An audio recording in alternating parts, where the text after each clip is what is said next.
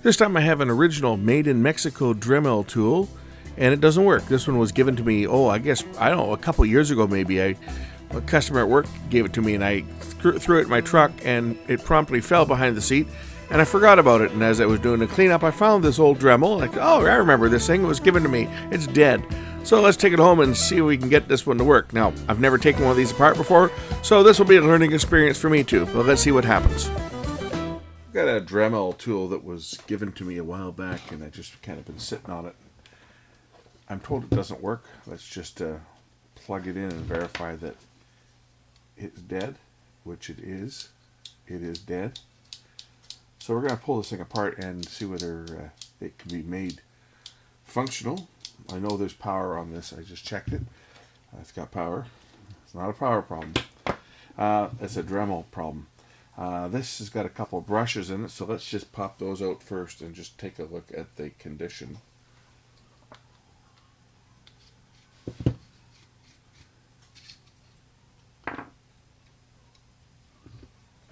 Well, one appears to be stuck. Let's check the other one out. That one doesn't want to move very easily.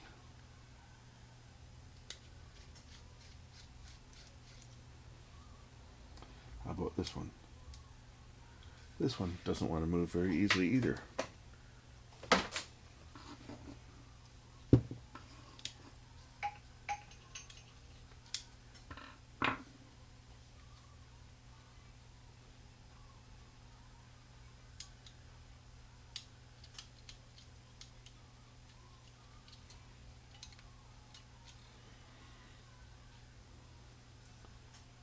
We'll check for voltage getting to the brushes.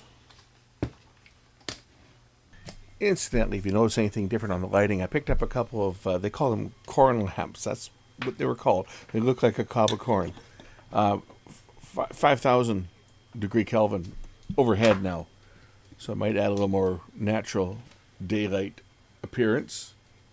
You'll sure see when I turn on the little work light, which is a 2700. Terminals down here, so I check it at the terminals.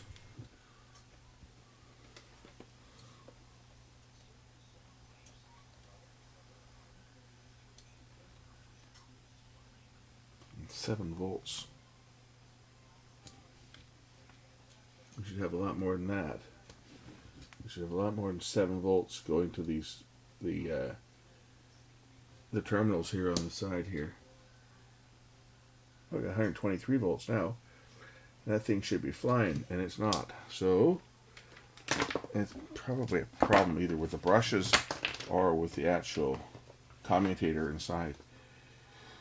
I guess we'll open this up if we can figure out how to get into it. I'll take off this top piece first, and then there's a couple Torx. So let me just grab my Torx bits. And we'll open this up.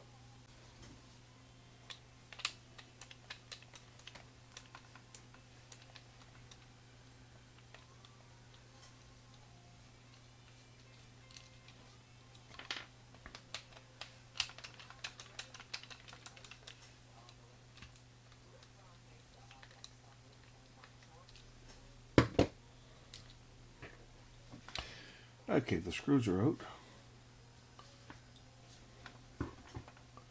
Let's just pop apart. I wonder. It should.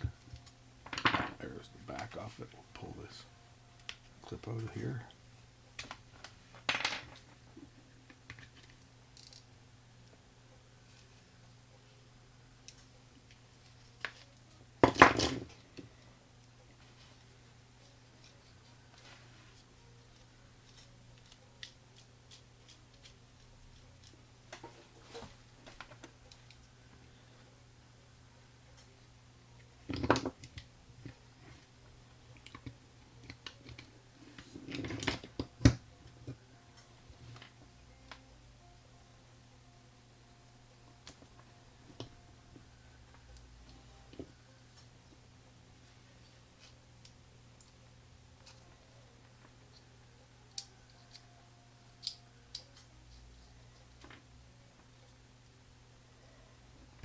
Now, you have to remember, I have never taken one of these apart. I have no idea what I'm doing, how it comes apart, how it goes back together. I'm a novice at this, so I'm figuring this out as we go.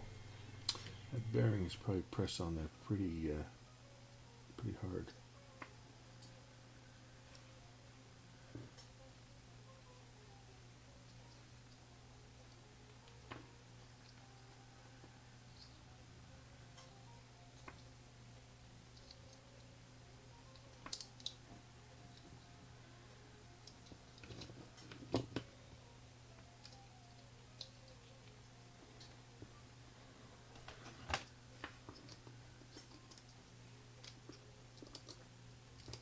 What I don't know is whether it's just the brushes aren't making a good connection. They might be stuck. That's why I'm trying to get into here. Take that off.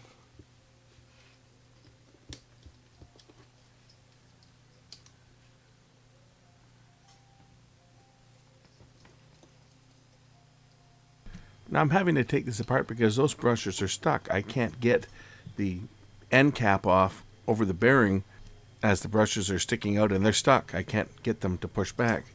So I'm trying to get this off. I also want to inspect that switch. So I got to get this apart to get to the switch.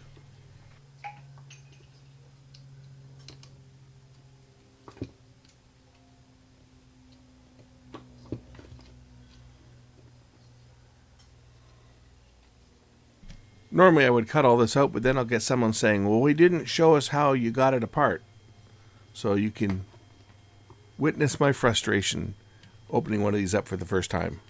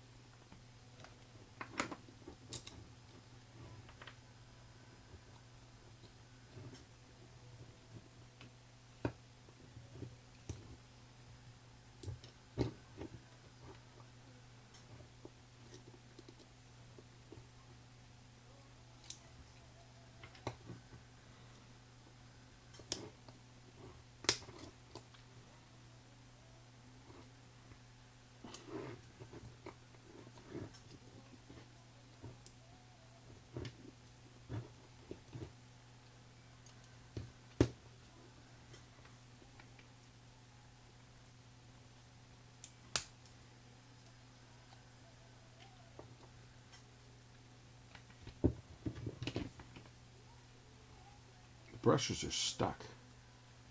That's what's happened on here, I think. They're supposed to be free inside the bracket, and the springs push the brushes up against the commutator. But if the brushes themselves get stuck, then it will just wear out the brushes, and instead of being pushed into place so that more of the brush can be used, they just got stuck there inside. I think that's probably what happened on this. Commutator doesn't look to be in bad shape. We'll measure the continuity on the coils. There's a couple coils here as well. So we'll measure those for the field and for the stator. Make sure that I've got continuity. Got continuity there. Got continuity there. So that one is good. How about on the actual stator itself? Commutator.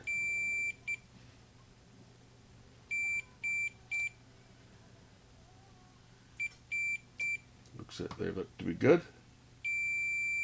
Yeah, they're all good. I'm just going around and checking each one.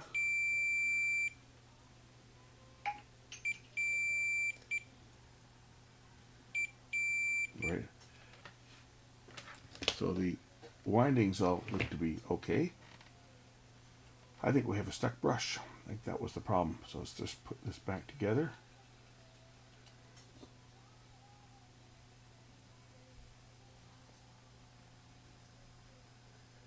Now comes the fun part, getting that switch back together. Easier said than done.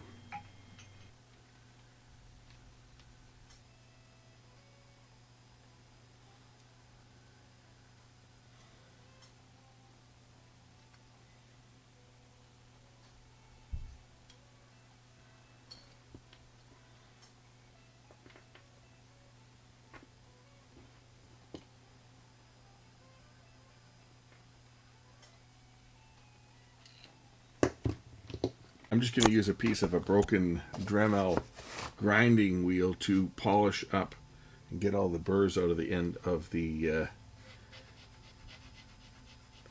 carbon brushes. Just polish them up a bit, take a bit of the surface off.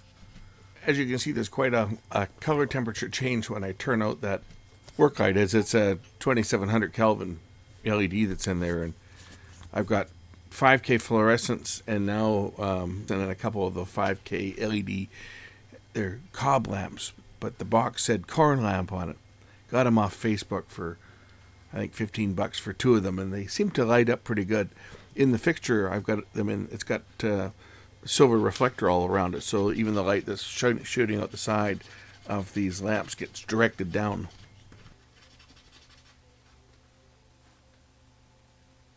Try and get these so they don't stick when I put them in.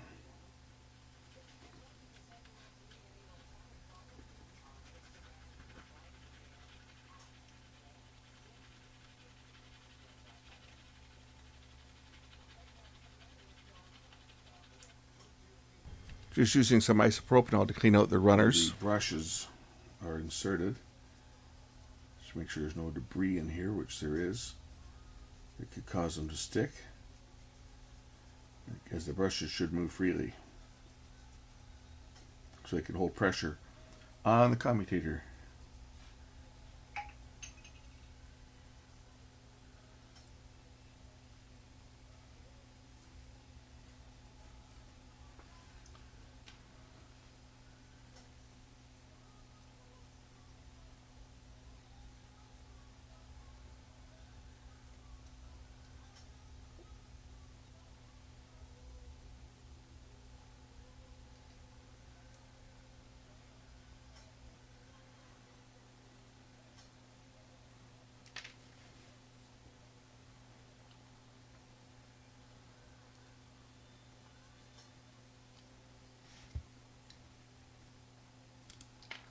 That was going through there okay.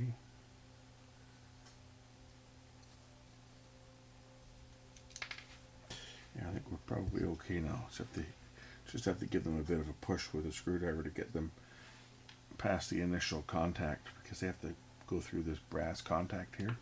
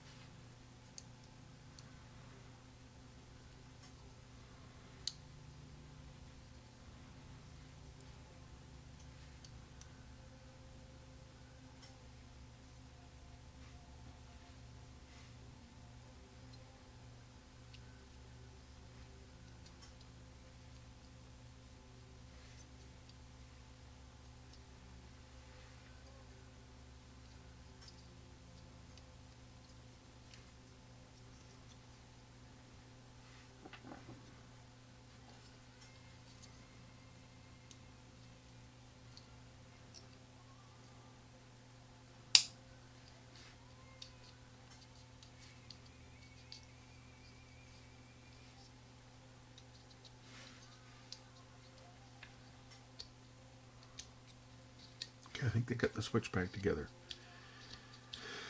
Alright, that was a fair bit of work to get that back together. Alright, let's put the rotor in, and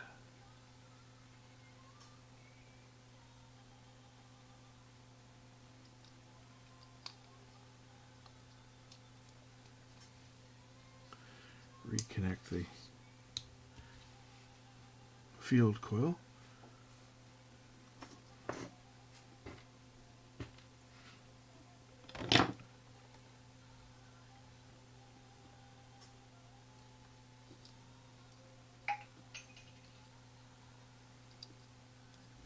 Power wires went in like that. And no, it doesn't matter which way they go. One's hot and one's neutral, but it doesn't matter. Either one can be hot or neutral. Easier if I put the brushes in after I get the motor reassembled.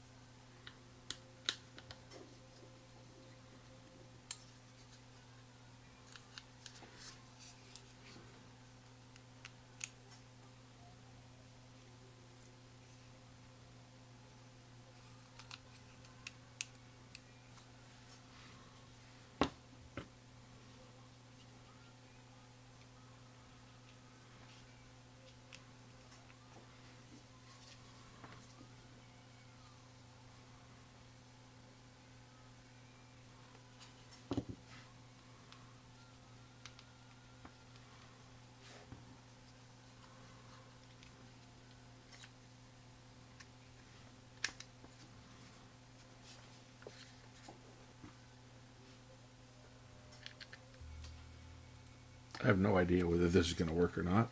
It should, if the electrical connections are made. Good, the lock works.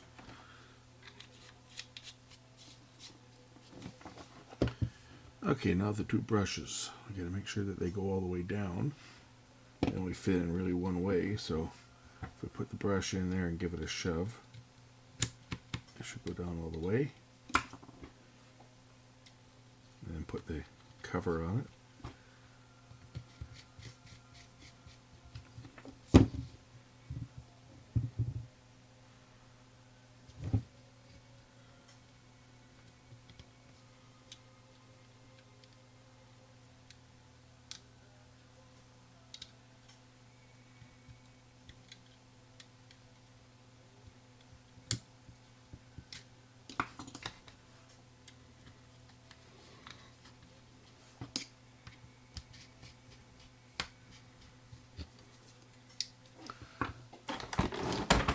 Well, let's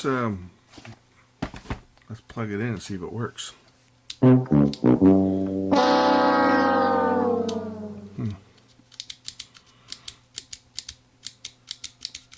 Still no go. I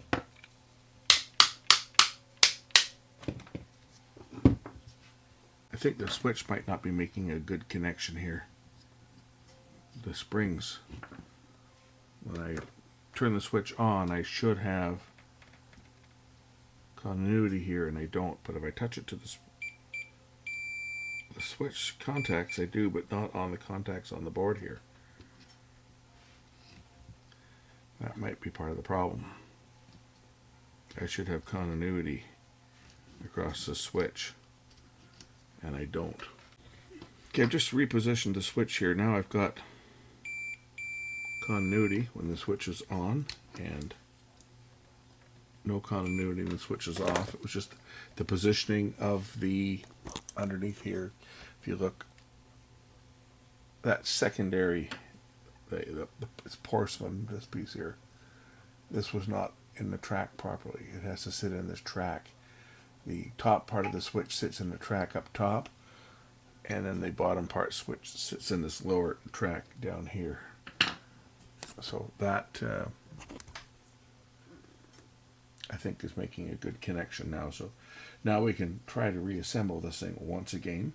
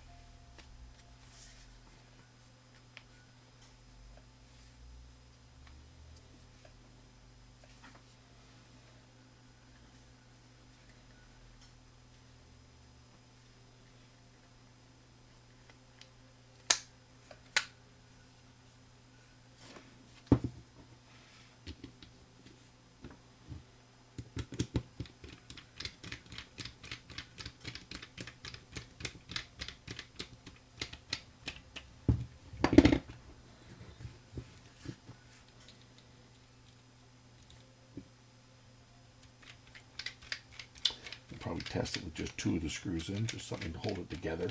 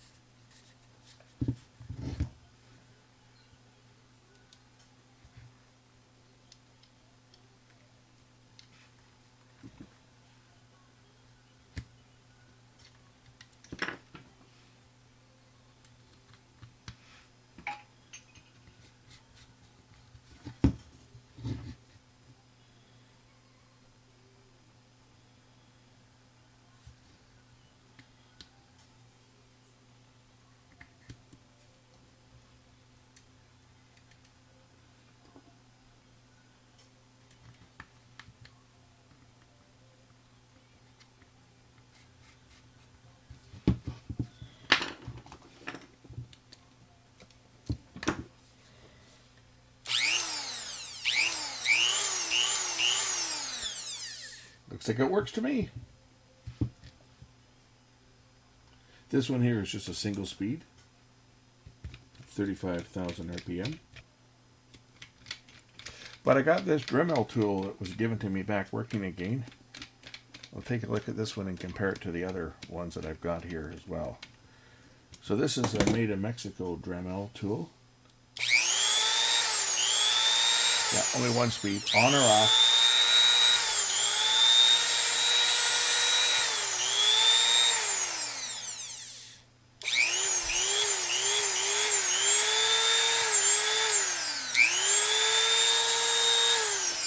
I'll show you my other one that I have normally been using. It's a Craftsman. So this is the one I've been using for years. It's a Sears Craftsman. It looks very similar. It uses the same type of chuck on it. Uses the same cutting wheels and sanding wheels. It's variable speed though.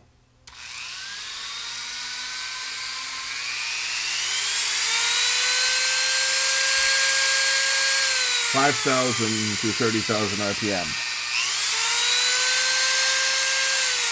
And then there's this Dremel, which is just that. You can hear that this one's faster.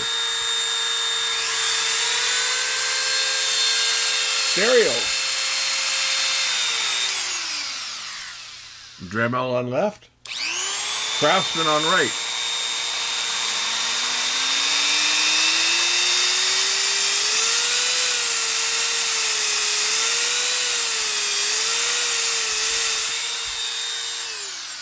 And of course, there's this new one I just got, the battery-powered Dremel. I think the Craftsman was either made in USA or made in Canada. It doesn't say. I was looking for that, but this one does not say where it was made. It is CSA though, so this might have been made in Canada, this one. But it does not say where it was made. It just says Sears Canada, Toronto, Canada. This one might have been made in Canada. I mean, it certainly looks to be better quality than both of them. Never let me down either. But here's this new little, the Ottman that I got. And again, it's similar, but it's battery powered. And it's got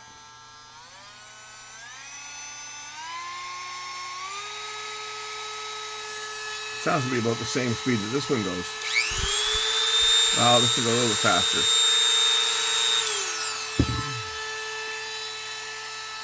But still, a battery powered one for light duty stuff. It gets the job done too. Anyway, I just figured I would share overhauling this Dremel tool with you guys.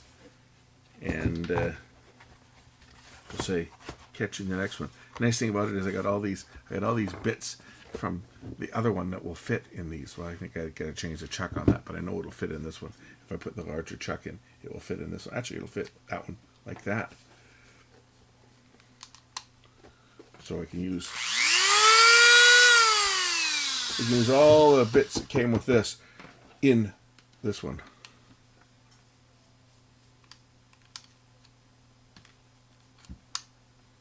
Anyway, thanks for watching. We'll catch you in the next one. Bye.